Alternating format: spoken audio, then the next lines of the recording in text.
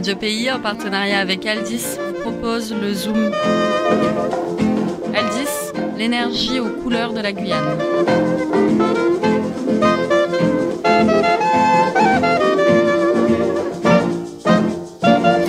Bonjour Florian, comment savoir que tu es vraiment toi et que je suis vraiment moi ? Aujourd'hui, c'est le Zoom Histoire, pas le Zoom Philosophie. Rémi, tu as un peu d'avance sur le programme. Non, pas du tout, c'est bien le Zoom Histoire aujourd'hui, c'est juste que je veux brouiller un peu les pistes, mais tu comprendras vite le sens de ma phrase. Cher Florian, si tu sais qui tu es, sais-tu qui est Papillon ? D'accord, je comprends, mais explique quand même parce que les auditeurs qui n'ont jamais entendu parler de l'histoire de Papillon comprennent probablement encore moins toute cette histoire. Très bien. Nous sommes à la fin des années 1920 à Paris. Henri Charrière, alias Papillon Pousse-Coupé, de son petit surnom, originaire de l'Ardèche, vit de petite délinquance après avoir passé 3 ans dans la marine française.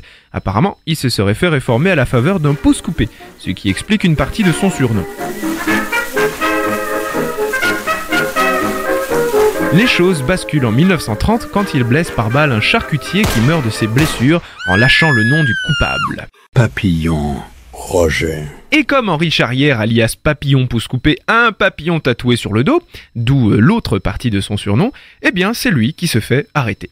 Mais voilà. Il dit que ce n'est pas lui, qu'il y a erreur sur la personne. Pour une fois, c'est pas moi. J'étais là. Qu'il ne devrait pas, comme c'est prévu, être envoyé au bagne de Guyane en 1931 aux travaux forcés à perpétuité. Et là, je vous la fais courte, Henri Charrière s'évade direction le Venezuela et il reste comme barman, restaurateur, gérant de boîte de nuit jusqu'en 1967, où il a officiellement le droit de revenir en France après bien 34 années d'exil. Et 2 ans plus tard, l'idée lui vient... d'écrire un livre, ils le font tous, trop facile à deviner. Trop facile quand on connaît déjà l'histoire surtout. Mais oui, c'est bien ça. «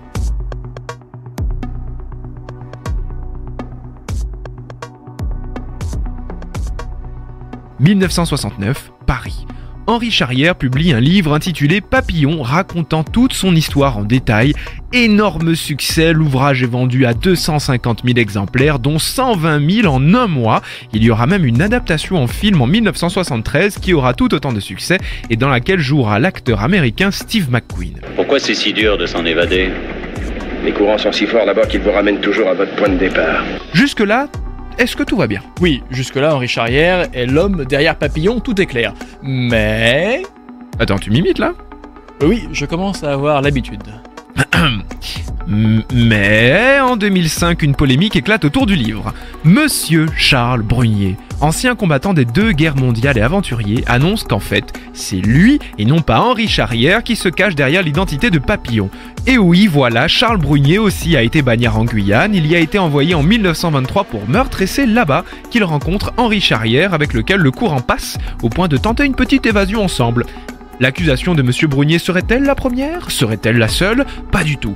La controverse sur la véracité du grand succès Papillon a commencé timidement dans les années 1970 et dure jusqu'à aujourd'hui. Allez, Flo, tu viens avec moi, on s'évade des studios de Radio Pays pour voir un peu ce qui ne va pas dans le récit de ce Monsieur Papillon. Tu seras mon Charles Brunier et je serai ton Henri Charrière ? Mais avec grand plaisir. Par contre, je te laisse t'occuper de tout ce qui touche à la gestion des surveillants. Je m'en charge, t'inquiète, je dirais que c'est toi qui as tout fait de toute façon. On est là pour dire la vérité, mais pas toute la vérité. Dès 1970, Georges Ménager, journaliste d'investigation, écrit « Les 4 vérités de Papillon » en reprenant les comptes rendus des procès de Papillon qu'il compare au récit vendu à 250 000 exemplaires. Quel est son objectif ? Démystifier la légende à partir de témoignages d'hommes de loi, d'avocats, de policiers et de pièces officielles. Sa conclusion est toute simple, la vérité de Papillon est modifiée pour créer un récit orienté qui pousse le grand public à la sympathie envers l'auteur. En gros, il se ferait passer pour une victime alors qu'il est coupable. S'il n'y a qu'un seul livre qui le critique, ça passe, non ? Ah bah j'aurais bien aimé te dire ça, mais en fait non, parce que la même année, il y a également Papillon épinglé qui sort, et son auteur, Gérard de Villiers, compare le récit de Charrière avec des témoignages de bagnards cette fois-ci. Et là, la controverse enfle, elle prend de l'épaisseur, 2 éléments de son histoire sont particulièrement douteux. Quand Charrière dit qu'il s'évade du bagne, l'administration dit qu'il a été libéré. Quand Charrière dit qu'il a passé 6 mois chez les Amérindiens Guajiros avec 2 femmes après son évasion, l'administration dit plutôt qu'il a été repris quelques semaines après. Oh, on peut rajouter un truc comme ça dans notre programme d'évasion, s'il te plaît ? Non, c'est pas au programme, désolé. Bon, on en reparlera, je saurai te convaincre. En attendant, 2 livres dans la même année avec preuve à l'appui, c'est compliqué quand même, non ? Il y en aura d'autres, des contre-publications ? Je vais te dire.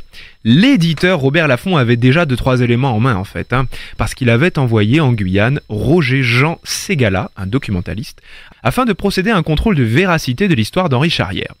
Et comment dire, on avait déjà repéré 3-4 choses qui ne passaient pas. Mais voilà, l'éditeur n'a rien dit de spécial, l'enquête n'a jamais été publiée, mais en substance, voici ce qu'elle dit. Le documentaliste Roger-Jean Ségala découvre très rapidement qu'il ne s'agit pas d'une autobiographie exacte. Au bagne, où il a passé 12 ans, Henri Charrière a copieusement puisé dans le fond commun de ce qu'on pourrait appeler le folklore du bagne, des histoires horribles que tous les prisonniers connaissent.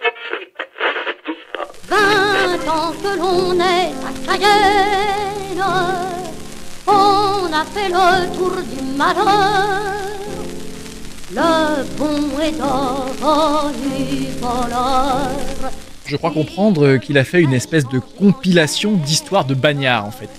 Le vieux bagnard est en ressort. C'est ça, plusieurs parcours de bagnards bien connus auraient été identifiés dans Papillon, parmi lesquels René Belle-Benoît, qui s'était évadé aux États-Unis où il a publié en anglais son célèbre récit, Pierre Bougra, médecin de l'hôpital qui parvient à s'évader au Venezuela où il passe le restant de ses jours, Marius Jacob, anarchiste, pirate, cambrioleur qui tente de s'évader 19 fois, et bien sûr Charles Brunier, que j'évoquais plus tôt, qui se faisait surnommer Johnny King, avait de nombreux tatouages sur le corps, dont un de papillon, justement.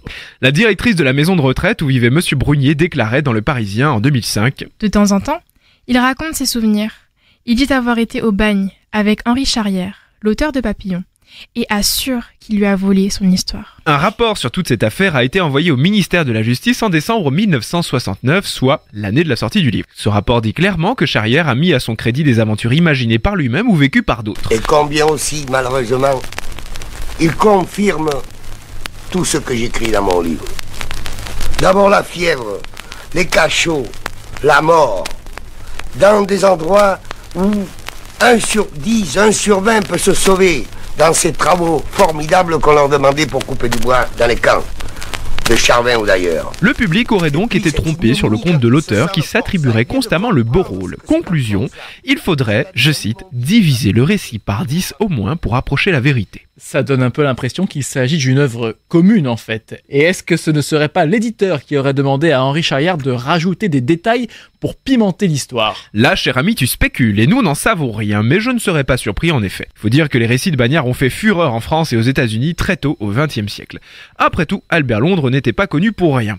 Dans la catégorie des théories intéressantes concernant Charrière, on dit aussi que Max Gallo, célèbre écrivain de très grosses biographies, serait le co-auteur de Papillon. Mais là encore, ça se contredit un peu. L'éditeur de Papillon, Robert Laffont, affirme dans sa biographie publiée en 1974 que Charrière est le seul auteur, ce qui ne signifie pas, bien sûr, qu'il aurait pioché dans le récit d'autres personnes. Et boum, Hubert Prolongeau publie en 2004 un reportage dans le Nouvel Observateur sur les plumes pour autrui des célèbres ouvrages français, et forcément Papillon se fait à nouveau épingler sur la théorie de Max Gallo. Ceux qui juraient il y a 30 ans que Papillon était l'œuvre d'Henri Charrière évoquent maintenant en souriant le patient travail de Max Gallo sur ce livre. On est d'accord que la sortie du film Papillon en 1973 n'a pas aidé à rétablir la vérité dans toute cette histoire. On est d'accord. En plus, je me disais que finalement, même si Papillon n'était pas à 100% un vrai personnage historique, il y a vraiment des bagnards qui se sont évadés au Venezuela, ont eu des contacts avec des Amérindiens et ont publié des livres pour le raconter. Je ne sais pas si le grand public a vu dans les mensonges de Charrière une bonne raison de se détourner de son travail, comme concluait Roger-Jean Ségala, qui avait vérifié la véracité du récit de Papillon. On aurait beau afficher en lettres de 30 cm de haut, dans toutes les librairies du monde, qu'il n'y a pas en réalité de prison sous-marine à Santa Maria, les affreux cachots de Papillon n'en existeraient pas moins dans l'esprit de millions de personnes. Exact, on aurait beau inscrire en lettres d'or sur des panneaux en France que la Guyane n'est pas une île, que le bagne n'existe plus et que l'enfer vert n'est pas une description correcte des après-midi carbés sur la Comté, la réputation du pays n'en serait pas moins catastrophique. Et on aurait beau le dire dans le Zoom Histoire que ça n'y changerait rien. C'est fou, d'ailleurs. Enfin bon, sur cette affaire, il n'y a vraiment pas de conclusion ferme, si ce n'est qu'a priori, les lecteurs de Papillon doivent savoir qu'il est fort probable que ce qu'ils ont lu n'est pas complètement au crédit de Monsieur Charrière. Il s'agit d'un récit d'invention inspiré de parcours véridiques attribués à une seule personne, l'auteur. Donc on peut dire que le Papillon vole l'identité des autres ? Flo, qu'est-ce qu'on avait dit sur les jeux de mots la dernière fois ? Minute Papillon, on n'a rien dit sur les jeux de mots.